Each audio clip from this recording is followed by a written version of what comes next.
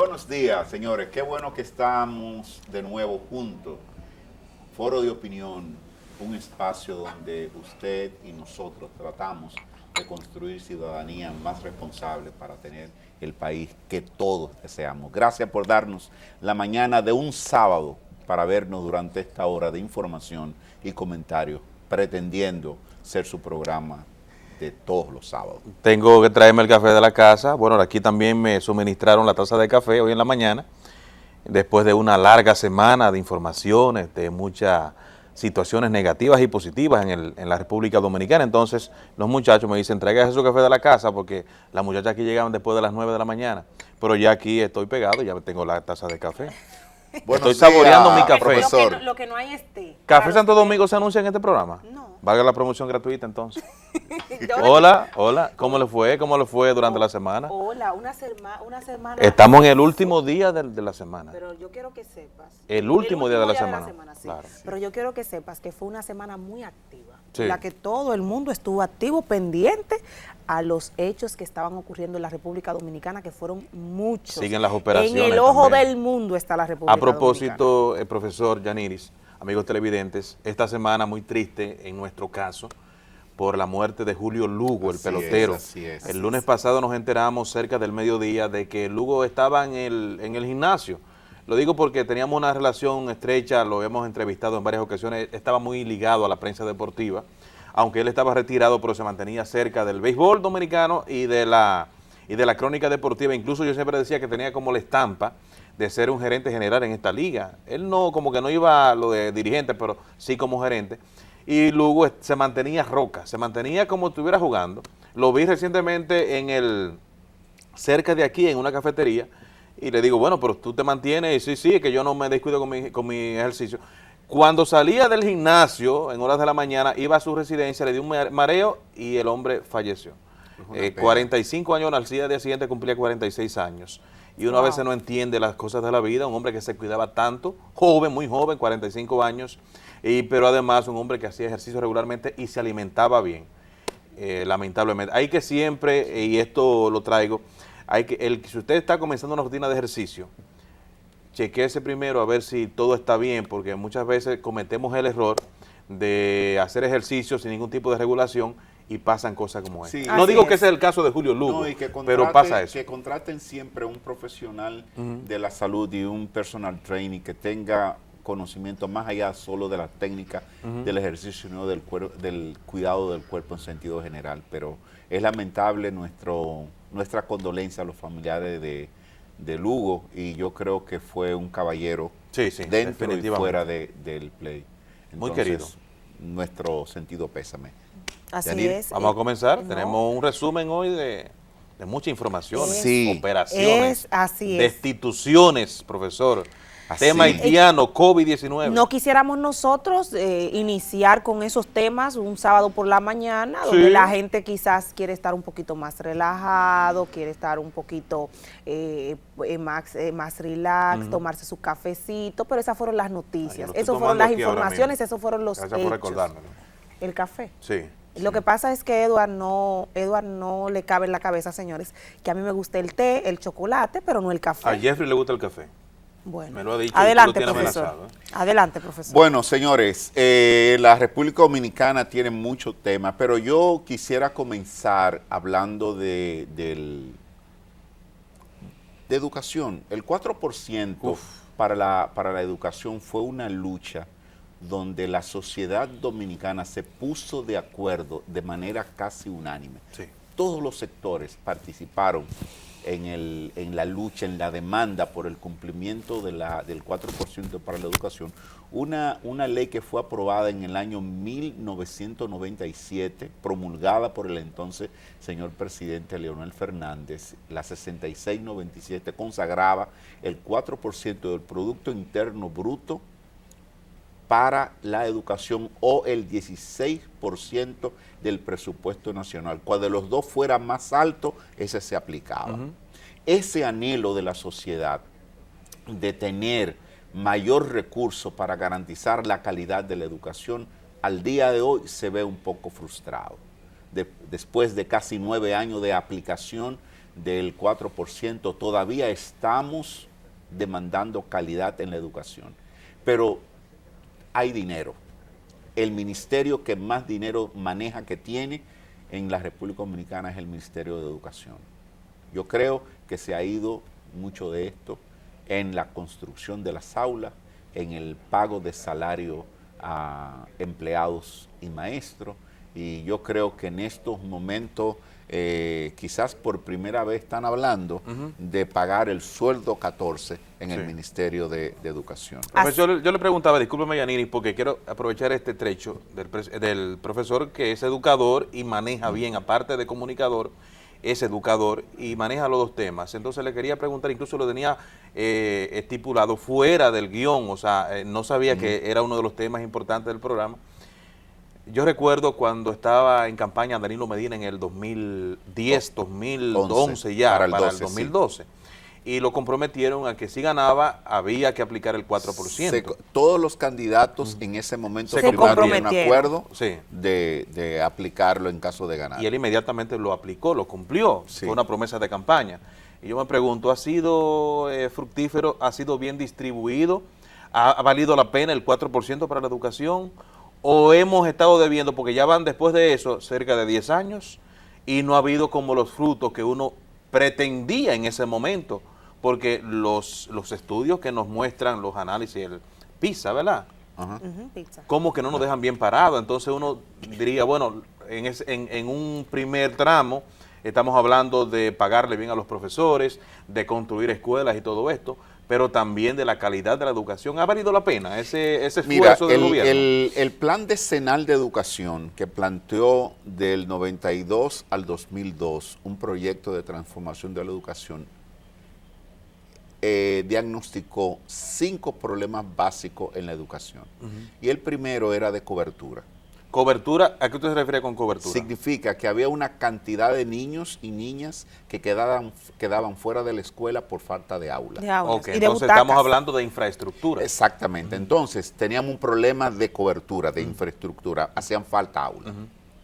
Un segundo problema que era la obsolescencia de la Ley General de Educación. Tenemos una ley general que databa del 55 de Trujillo. Entonces necesitamos tener una ley que se adaptara al advenimiento del siglo XXI. Teníamos un problema de calidad en la formación docente. ¿No sería ese el principal problema, la calidad en la docencia? ¿O la calidad de la educación para que la gente entienda? Que sigue siendo. Sigue siendo como antes del 2012, antes de aplicar el 4%. Entonces, ese era el tercer. El cuarto era que los contenidos de las asignaturas no conectaban con la realidad actual. Es decir, no teníamos una escuela que formara para. Y el quinto problema era de carácter de las universidades no tenían un pensum actualizado.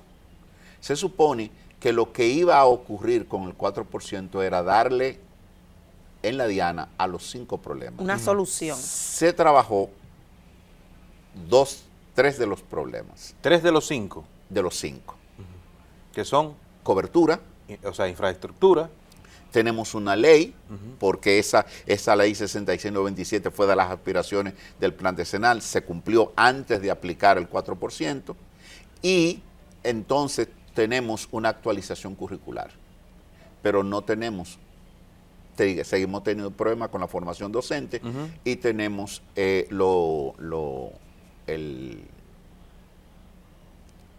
cuarto, el currículum no adaptado.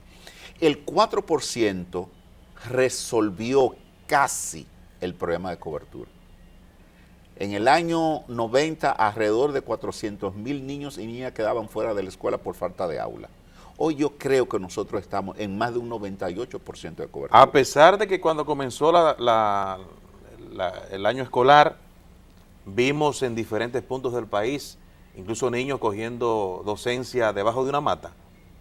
Pero, aún teniendo, y ese es el principal punto, supuestamente que se iba a mejorar. No, pero aún en esos espacios tú ves la mata, pero no viste el edificio que está parado en la construcción, se está construyendo. Así es. Es decir, no hay un lugar en la República Dominicana donde no Pero, esté profesor, o una escuela a punto de inaugurarse o un edificio parado, pero realmente el problema de cobertura en la República Dominicana, yo creo que nosotros estamos dentro de los países de América Latina con mayor cobertura completa. ¿Y ha sido limpio todo este proceso de darle a un ingeniero una construcción de una escuela? Ha habido muchas situaciones negativas también con eso.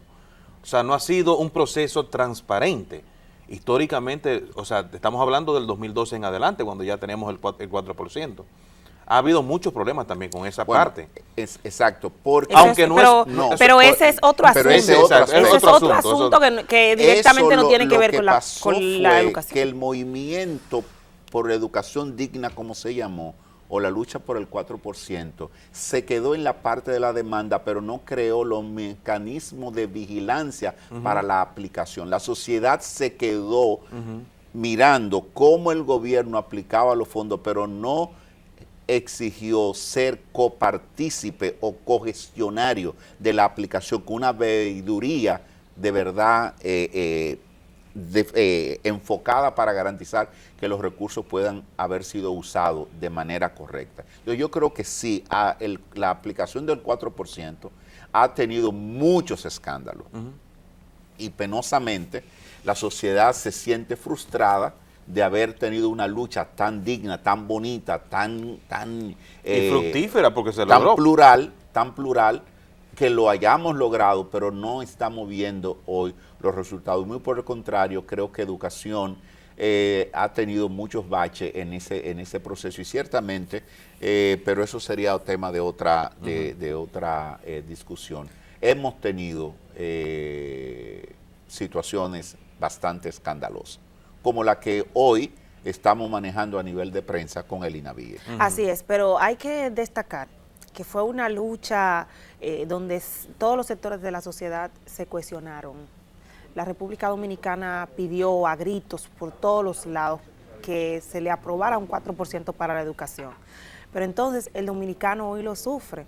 Digo que lo sufre porque todos, si se fijan, todas las personas que después del 4%, de que se aprobó el 4%, todos los que han estado en el Ministerio de Educación han tenido la intención de aspirar a la presidencia de la República. Lo que significa que la lucha del pueblo, no estoy diciendo que incluyendo al actual, pero puede hacerlo porque tiene muy poco. Pero sí, me dijeron que sí, que el actual aspira. Bueno, quizás aspire. Lo que estoy ¿Quién se lo dijo?